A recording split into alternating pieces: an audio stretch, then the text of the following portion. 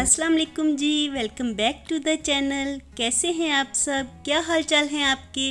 मेरे चैनल में आप सबको खुशामदीद और दुआ है कि आप सब बिल्कुल खैरियत से हों। कोई भी गम परेशानी बुरा वक्त आप तक ना पहुँचे और आप हमेशा खुश रहें, आबाद रहें, आमीन। तो जी यहाँ पे हम कर रहे हैं अपना ब्रेकफास्ट और आज सुबह से हमारी लाइट गई हुई है। 8 बजे से लाइट ऑफ है, तो अंदर तो कुछ भी दिखाई नहीं दे रहा था। तो हम लोग यही सोचते रहे कि लाइट आती है तो ब्रेकफास्ट करते हैं। फिर लाइट आई नहीं तो हमने सोचा बाहर चलते हैं, टेरेस में जाके बैठते हैं, वहीं पे बैठ के अपना ब्रेकफास्ट भी कर लेते हैं। तो यहाँ पे बैठ के रीबा, मैं और अम्मी ब्रेकफास्ट ही करने लगे थे। तो ब्रेकफास्ट में मैंने ऑमलेट बनाया है। तो अम्मी ब्रेड के जो स्लाइसिस होते हैं ना, उनके किनारों को ऐसे चाय में डुबो के खाती हैं। तो उनका ब्रेकफास्ट करने का यही स्टाइल है।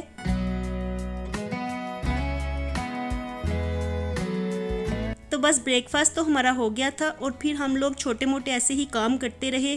कुछ कपड़े फोल्ड करने वाले पड़े हुए थे, क्योंकि जब मैंने कपड़े वॉश किए थे ना तो वो 2-3 दिन तो ड्राई हुए ही नहीं थे। तो मैंने उनको बाहर टेरेस में ही रहने दिया। फिर ऐसा किया मैंने कि अंदर लाके इनको सोफ़े पे डाल दिया।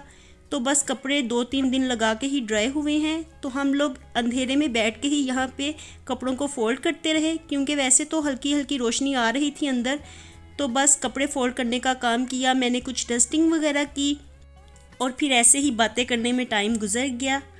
तो यहाँ पे अब लाइट आई है हमारे 4 बजे के करीब, 4 साढ़े 4 हो रहे हैं इस वक्त।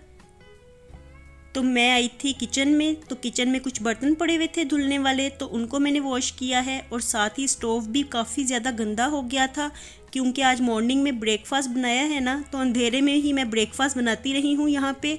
तो इतना ज़्यादा तो कुछ दिखाई दे नहीं रहा था, क्योंकि जब स्टोव गंदा होता है ना तो मैं साथ ही इसे साफ़ भी कर देती हूँ।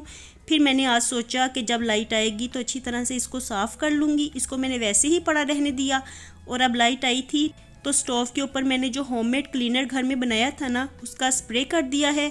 और ये क्लीनर इतना ज़्यादा बेस्ट है ना कि इसके साथ कोई भी स्टेन्स लगे हों, चाहे वो जितने मर्ज़ी गहरे हों, तो फ़ौरन से ही उतर जाते हैं। बस इसको मैं स्प्रे करके 5 से 10 मिनट के लिए ऐसे ही छोड़ देती हूँ। तो इसके ऊपर जो भी दाग धब्बे होते हैं, जो भी चीज़ें जमी हुई होती हैं, तो ईज़िली रिमूव हो जाती हैं और ना ही मुझे ज़्यादा एफ़र्ट लगानी पड़ती है और ना ही मुझे इसे रगड़ना पड़ता है। तो बस स्प्रे मैंने कर दिया था और अब इसे 5 से 10 मिनट के लिए छोड़ूंगी।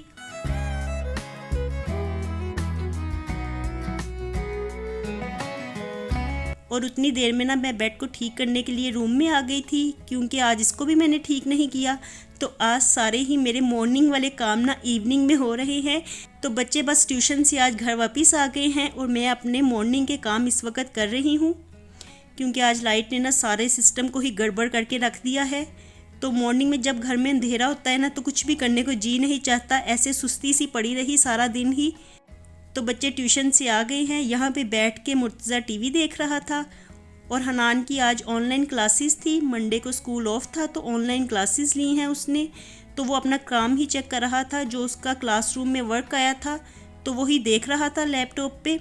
और साथ ही उसने लैपटॉप पे मेरा व्हाट्सएप भी ओपन किया हुआ है। तो बस वो मैसेजेस ही जो उसके ग्रुप में आए हुए थे, स्कूल ग्रुप में, तो उसको रीड कर रहा था।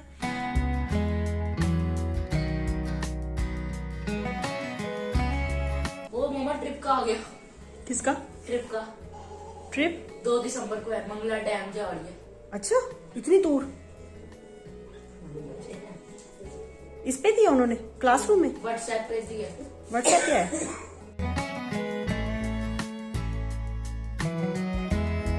तो बस बच्चों के पास थोड़ा सा टाइम स्पेंड करने के बाद अब मैं दोबारा से किचन में आ गई हूँ। मैंने सोचा कि मैंने स्टोव के ऊपर स्प्रे किया हुआ है तो अब इसको जाके अच्छे से साफ़ कर देती हूँ, क्योंकि अब मुझे कुकिंग भी करनी है, रात के लिए डिनर बनाना है।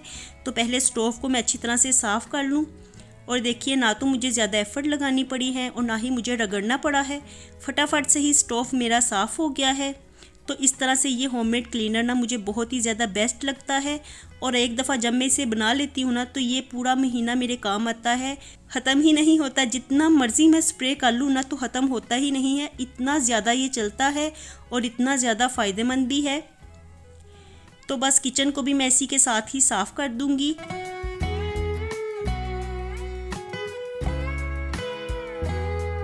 तो इससे ना तो कोई दाग धब्बा रहता है काउंटर टॉप पे और ना ही कोई चूंटी वगैरह आती है। तो मुझे ये बहुत ही ज़्यादा बेस्ट लगता है। तो अभी बस ये ख़त्म होने ही वाला है, क्योंकि मुझे पता है कि अब सब ने मुझसे यही पूछना है कि आप इसका तरीका बता दें, आपने होममेड क्लीनर कैसे तैयार किया था। तो बस 1-2 दिन में ही मैं होममेड क्लीनर बनाने वाली हूँ, तो मैं आपके साथ इसका मेथड शेयर कर दूँगी।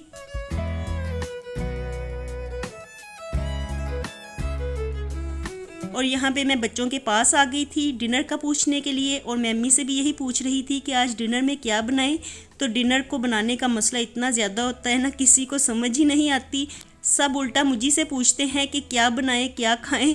तो बस यहाँ पे मैं इन सब से पूछ रही थी कि डिनर में क्या खाना है, तो कोई भी कुछ भी बता नहीं रहा था। फिर एकदम से ही मैंने कह दिया कि आलू पड़े हुए हैं, आलू मेथी बना लेते हैं। तो अम्मी मुझे कहने लगी आलू वाली रोटियां बना लो। तो फिर रात में तो आलू वाली रोटियां अच्छी नहीं लगती हैं, क्योंकि ऑयली चीज़ें रात में खा के फिर सो जाना हेल्थ के लिए भी इतना अच्छा नहीं होता। तो मैंने अम्मी से यही कहा कि आलू वाली रोटियां किसी दिन मॉर्निंग में बनाएंगे, आज हम आलू मेथी ही बना लेते हैं।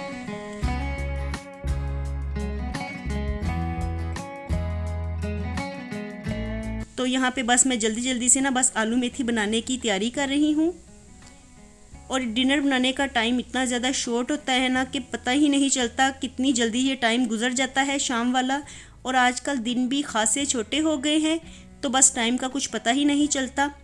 और ऐसे ही सुबह होती है और इस तरह लगता है जल्दी से ही शाम हो गई है।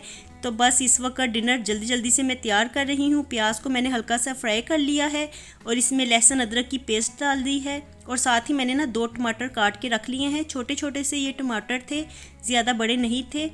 और वैसे मेरे इन लॉज जब भी आलू मेथी बनाते हैं ना तो इसमें वो टमाटर को ऐड नहीं करते, टमाटर के बगैर ही बनाते हैं। लेकिन मेरे हस्बैंड जब थे ना तो वो ये कहते थे कि इसमें थोड़ी सी ग्रेवी मुझे अच्छी लगती है, तो तब से हम लोग इसमें 1 या 2 टमाटर डालने लगे हैं। तो हल्की हल्की सी ग्रेवी बन जाती है टमाटर की, तो बड़े ही मज़े की आलू मेथी लगती है। पहले तो मैं भी इसमें टमाटर को ऐड नहीं करती थी, लेकिन फिर जब से मेरे हस्बैंड कहने लगे ना कि इसमें हल्की सी ग्रेवी अच्छी लगती है, तो उसके बाद से हम सब लोग ही इसमें 1 या 2 टमाटर डालने लगे हैं।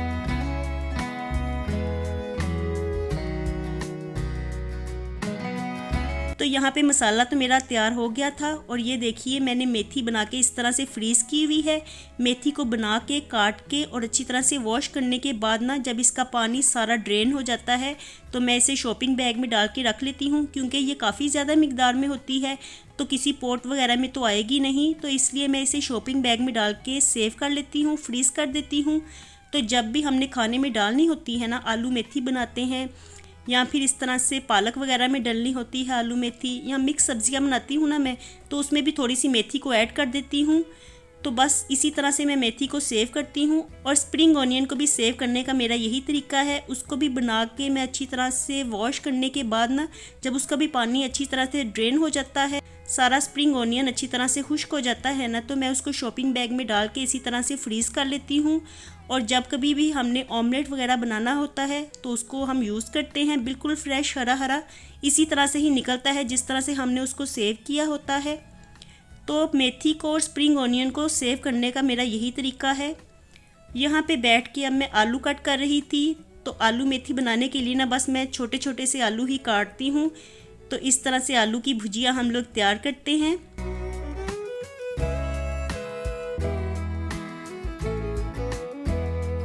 और मेथी तो थोड़ी सी सॉफ्ट हो गई थी, साथ ही इसमें मैंने आलू भी ऐड कर दिए थे। अब आलू भी गल गए हैं तो इसमें मैं कटा हुआ अदरक और हरी मिर्चों को ऐड कर रही हूँ। तो हम आलू मेथी में अदरक को पीस के भी ऐड करते हैं और साथ में काट के भी ऐड करते हैं। बहुत ही मज़े का फ्लेवर बनता है अदरक के साथ। तो बस मैंने अच्छी तरह से मिक्स कर दिया है और इसे अब मैं थोड़ी देर के लिए पकने के लिए छोड़ दूँगी। तकरीबन आलू मेथी हमारी तैयार ही है। बस अदरक डाला है, इसमें हरी मिर्चें डाली हैं तो थोड़ा सा फ्लेवर इसका ऐड हो जाए। और साथ ही मैंने दूध को भी बॉईल करने के लिए रखा हुआ है। तो सारे काम ना मैं इकट्ठे ही कर रही हूँ। यहाँ पे सब चीज़ें तो तैयार होती रहेंगी। तो उतनी देर में मैंने सोचा कि जो कपड़े हमने मॉर्निंग में फ़ोल्ड करके रखे थे इनको तो मैं समेट लूँ, इनको कैबिनेट्स में रख लूँ और जो कपड़े अलमारियों में रखने वाले हैं उनको भी रख दूँ। तो इस तरह से यहाँ पे जो ये मेस पड़ा हुआ है तो ये ख़त्म हो जाएगा, क्योंकि कपड़े धोने के बाद ना कपड़ों के समेटने का जो मेस होता है ना वो ज़्यादा मुश्किल लगता है मुझे। कपड़े फ़ोल्ड करना और उनको समेटना ये मुझे कपड़े धोने से ज़्यादा मुश्किल लगता है। तो बस ये काम जो मुश्किल लगे ना उसको फ़ौरन से ही कर लेना चाहिए। जल्दी जल्दी से यहाँ पे मैं कपड़ों को ही समेट रही हूँ।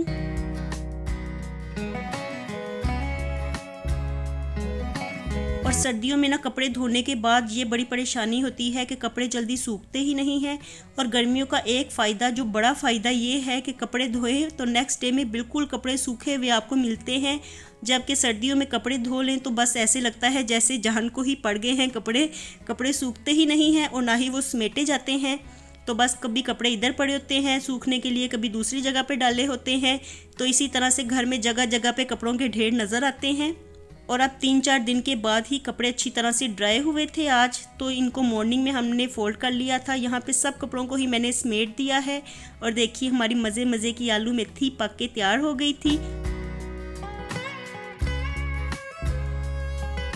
तो डिनर करने में अभी थोड़ा सा टाइम बाकी है। तो यहाँ पे मैं अपने लिए चाय बना रही हूँ। और जब मैं अपने लिए चाय बनाती हूँ ना तो फिर सबकी ही आवाज़ें आती हैं कि हमने भी चाय पीनी है, थोड़ी सी हम भी पियेंगे। तो यहाँ पे बस मैं 2-3 कप ही चाय बना रही थी। और चाय ना मुझे थोड़ी सी पकी हुई अच्छी लगती है। तो जो 1-2 उबाल वाली चाय होती है ना वो मुझे लगता है ऐसे कि जैसे कच्ची कच्ची चाय है। तो मैं 2-3 उबाल के बाद ही चाय पीती हूँ।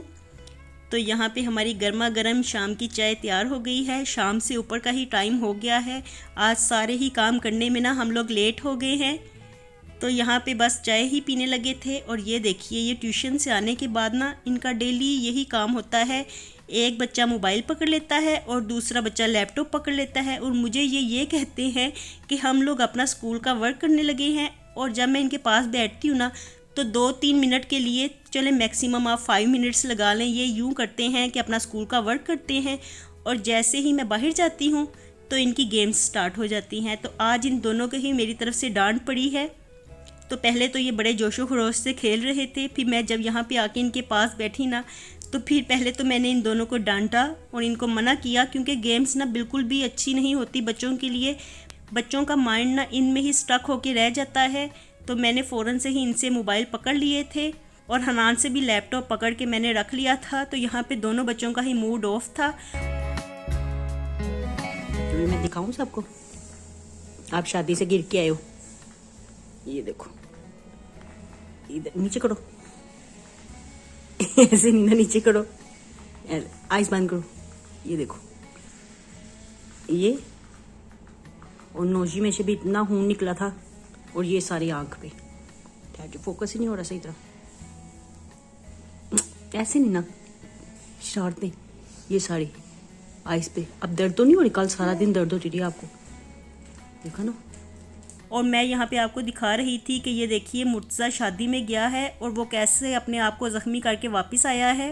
तो ये ना बस इस तरह से ही करता है। जब ये अपने चाचू के बेटों के साथ मिल जाता है ना तो इसकी बहुत ज़्यादा दोस्ती है उनसे। तो बस आपस में शरारतें करते रहते हैं। तो ये शादी पे जाके ही इस तरह से बाहर खेल रहे थे, क्योंकि ओपन एरिया में शादी थी तो बच्चे इस तरह से बाहर ग्राउंड में ही खेल रहे थे।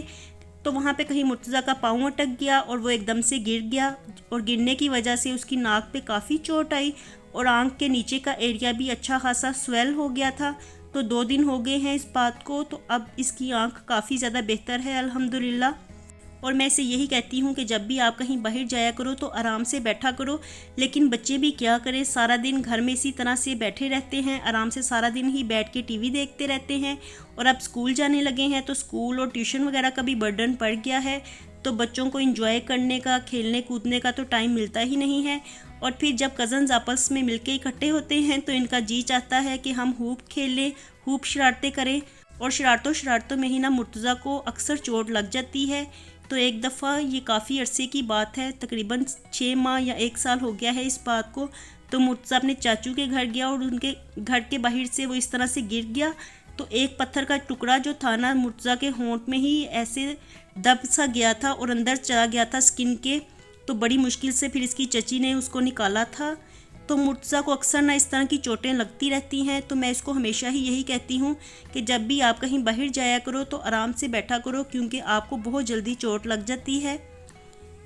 और यहाँ पे अब मैं मुर्तज़ा को थोड़ी सी चाय दे रही थी। ये थोड़ी सी चीनी ज़्यादा लेता है। आजकल मैंने चीनी घर में बिल्कुल बंद की हुई है, तो हम लोग शक्कर का इस्तेमाल कर रहे हैं। तो मुर्तज़ा को शक्कर थोड़ी सी कम लग रही थी।